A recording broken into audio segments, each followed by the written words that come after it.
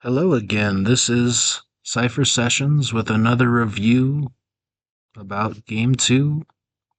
Nuggets lose a heartbreaker, 119 to 114.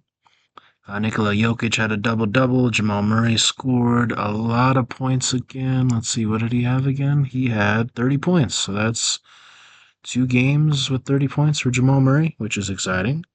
Good to see him going like that. Takeaways from this game. Nikola Jokic needs to be more selfish. But isn't that a kind of common sense thing if you've watched Nuggets games before?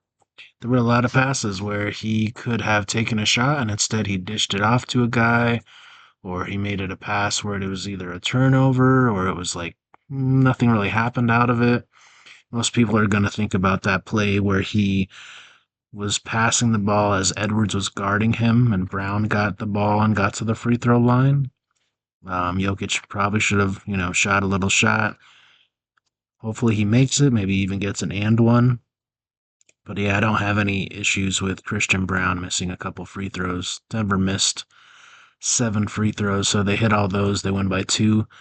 The shot selection was the biggest issue. There was a lot of two-man game in the second half, and then the guys just couldn't score in the second half either. Earlier in the game, probably the first, I'm not sure if it was the first, I think it was the first quarter, there were a lot of kickouts to Jokic on the three-point line.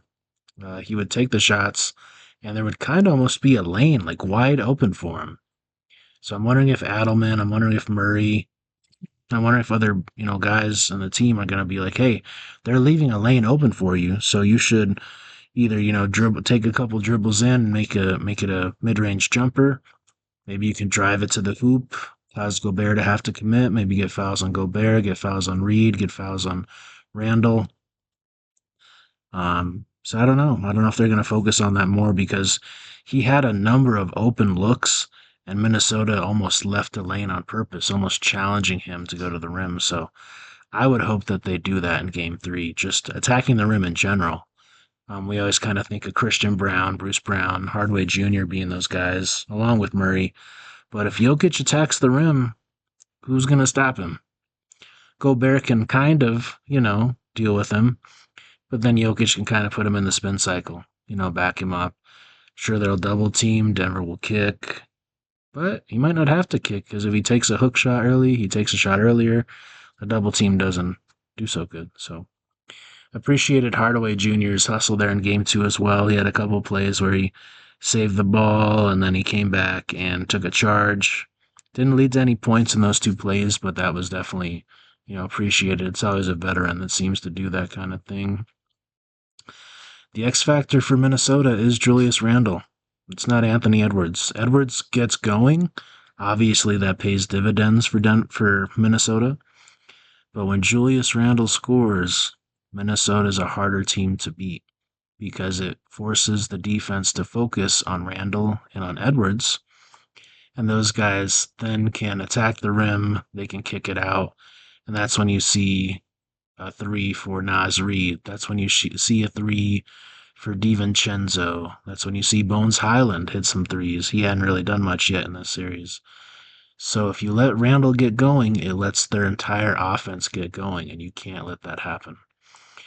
The Wolves also seem to have some scoring when they took Gobert out of the game. So if you're going to take Gobert out of the game, attack the rim. Again, I'm going to sound like a broken record on this particular audio thing, but Denver didn't really attack the rim. The paint's there, it's wide open. On both sides of the floor, both teams are not great protectors of the rim. They're not good protectors of the paint. Gobert, when he's out there, yes, he makes it harder to get to the rim.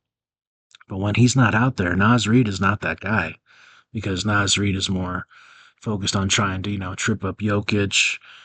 He might have to guard Gordon a bit, but Naz Reid is not Gobert. He's not going to protect the rim in the same manner. So if you attack the rim, it's going to cause the defense to shrink in. It's going to cause the defense to have to play more honestly. That's when you're going to get more open looks at the three-point line. That's when you're going to get more open looks for mid-range jumpers as well. So Denver needs to attack the rim, especially when Gobert is not out there. They got to punish him for that. And the last, this particular play is what made me really, think that I have to hammer down about attacking the rim because there was about 7:45 in the third quarter. Just before that, Braun, Murray, Jokic got a fast break going. There's like, I think, DiVincenzo and maybe one other Minnesota defender. Jokic is like feet from the rim. It's like a 3, 4 foot shot if he takes the shot with DiVincenzo next to him. He nudged it out to Murray from the 3 point line. Now, Murray was shooting great tonight, or on Tuesday night, but he missed the shot. So they got 0 points. It's better to get two than zero. That's something that Denver has to kind of, think about more. And then, yeah, at the end of the game, it was really just too much focus on the two-man game, not enough focus on moving the ball. Denver was tired. I get it. You could see the guys were tired. Minnesota was also tired, but they focused on getting it to other guys. And that's why they won, because Denver was stagnant offensively. So yeah, biggest takeaway: Jokic has to be more selfish. Denver's got to attack the rim. If you limit Julius Randle from scoring, you might have a similar result to Game 1.